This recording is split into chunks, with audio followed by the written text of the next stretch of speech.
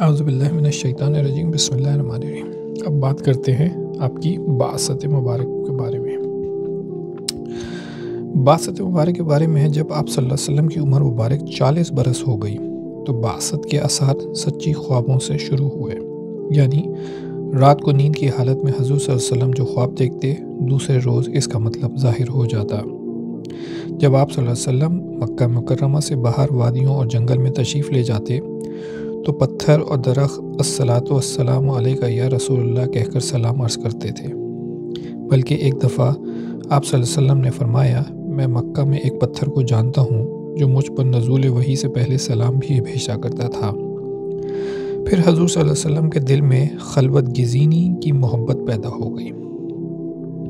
آپ صلی اللہ علیہ وسلم اکثر غار حرا میں تشریف لے جاتے اور تنہائی میں اللہ تعالیٰ کی عبادت کرتے، یہاں تک کہ ماہ رمضان میں جب آپ غار حرا میں مصروف عبادت تھے کہ جبریل امین ظاہر ہوئے اور عرض کی، اقرأ، پڑھیے۔ آپ صلی اللہ علیہ وسلم نے جواب دیا، میں پڑھنے والا نہیں ہوں۔ جبریل امین نے دوبارہ اور سہ بارہ کہہ، پڑھیے۔ آپ صلی اللہ علیہ وسلم نے وہی جواب دیا، میں پڑھنے والا نہیں ہوں۔ چوتھی بار جبریل امین نے اقرأ کے ساتھ اللہ تعالیٰ کا نام ملا کر پوری 5 آیات پڑھنے کے لیے عرض کیا۔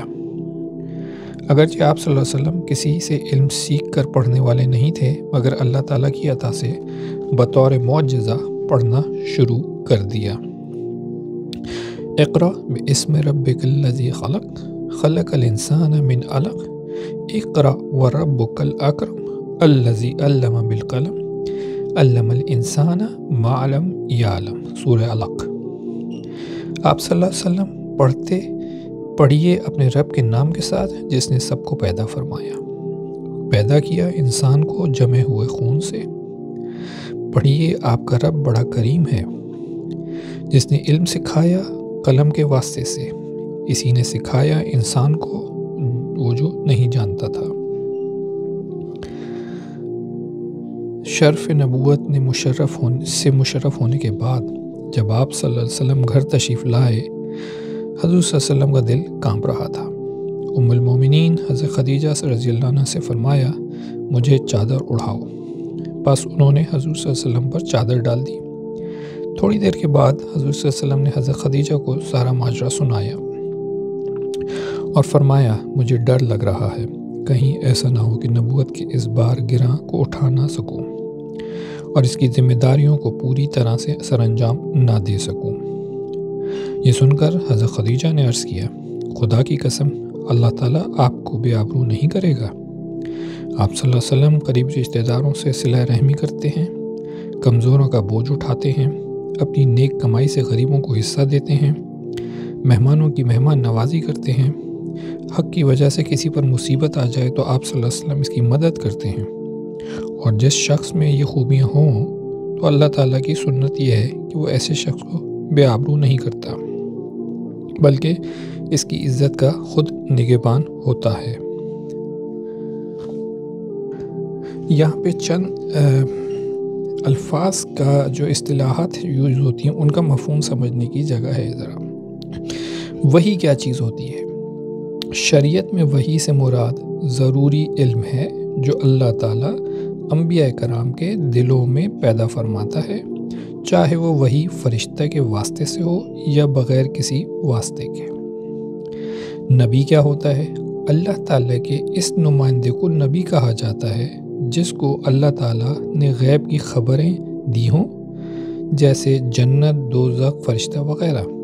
انبیاء کرام کی تعداد 1,24,000 ہے۔ رسول کیا ہوتا ہے؟ رسول سے مراد وہ برگزیدہ بندہ ہے جسے اللہ تعالیٰ انسانوں تک اپنا پیغام پہنچانے کے لیے منتخب فرماتا ہے۔ مقدس رسولوں کی تعداد 313 ہے۔ حقیقت نبوت کیا چیز ہے؟ انسانی آنکھ ایک محدود حد تک دیکھ سکتی ہے، اس سے ماورا معلومات کے لیے عقل کی ضرورت پڑتی ہے، پھر عقل بھی ایک مخصوص حد تک سوچ سکتی ہے، اس سے بالا ادراک کے لیے نبوت کی ضرورت پڑتی ہے۔ نبوت ایک ایسی روشن آنکھ ہے جس کے انوار کی روشنی سے وہ امور غیبیہ نظر آنے لگتے ہیں جو عقل کی رسائی سے بالاتر ہوتے ہیں، یعنی جو نارمل نظر نہیں آ سکتے۔ معجزہ کیا ہے؟ اللہ تعالیٰ جس انسان کو منصب نبوت کے لیے منتخب فرماتا ہے وہ شخص اپنی قوم میں سب سے زیادہ معزز اور محترم ہوتا ہے، لیکن جب وہ نبوت کا دعویٰ کرتا ہے، اللہ تعالیٰ نے اسے لوگوں کی ہدایت کے لیے اپنا نبی منتخب فرمایا ہے، تو لوگ اس دعوے کی صداقت کے لیے دلیل کا سوال کرتے ہیں۔ لہٰذا اللہ تعالیٰ اپنی نبی کو وہ قوت اور طاقت عطا فرماتا ہے جس سے وہ اپنی قوم کے اس قسم کے مطالبات کو پورا کر سکے۔ اللہ تعالیٰ کی اس عطا کردہ طاقت کو معجزے کا نام سے یاد کیا جاتا ہے، اور اس کی مختصر تعریف یہ ہے کہ معجزہ اس امر کو کہتے ہیں جو عادت کے خلاف وقوع پذیر ہو، اور اس کو معجزہ اس لیے کہا جاتا ہے کہ انسان اس کے کرنے سے عاجز ہوتا ہے۔ جزاکم اللہ خیر۔